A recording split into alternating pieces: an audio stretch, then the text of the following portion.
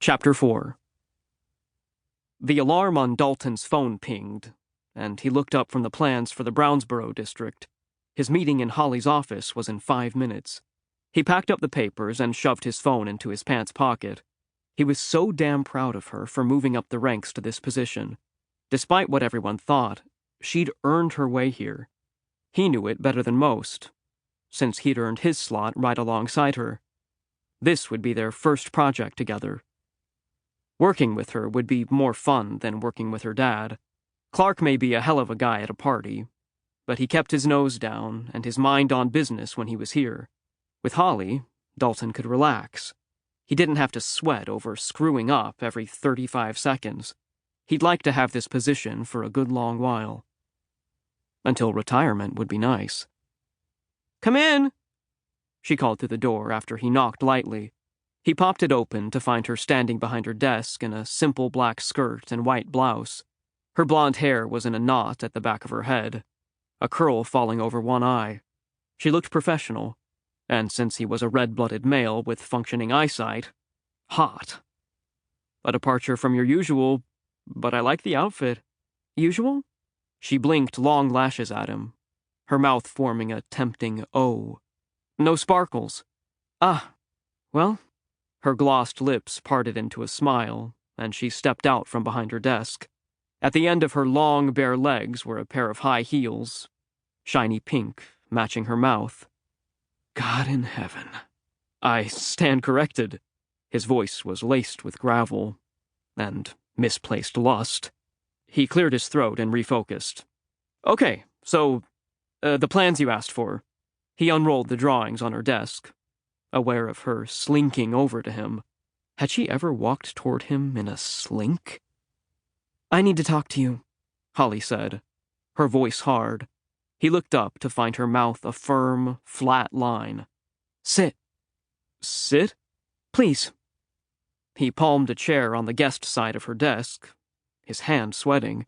This situation had felt off since he'd stepped in here. The air crackled with a weird sort of tension. "No, wait. Don't sit." Okay. He let go of the chair. "Wait. Do sit. But..." She pointed at the couch against the far wall. "Over there."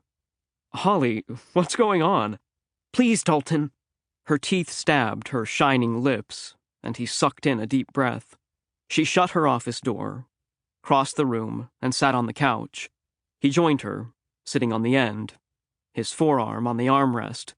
Holly sat forward, her hands folded in her lap, her gaze straight ahead. "Dalton," she cleared her throat, rethreaded her hands. "There's something I need to talk to you about, and it's important, and I don't want you to say anything until I'm done speaking." Wow. Formal. What gives? He sat straight and wiped his palms on his legs and down again, nervous and not understanding why. This was Holly. She wasn't going to fire him, for God's sake. He hoped. "Let's hear it," he said through clenched teeth. "I'm a new me. The promotion, the apartment, the separation I needed so badly from my family. I love being a Larson." She finally faced him. "I love my family, my brother. I love working here." He felt his brow crinkle in confusion, but she'd asked him not to interrupt, so he didn't. "So, I've decided to shed my inhibitions this year and actually have a love life. I've earned it. I want to experience really hot sex, the kind that curls my toes and makes me forget my name." Holly, for Christ's sake!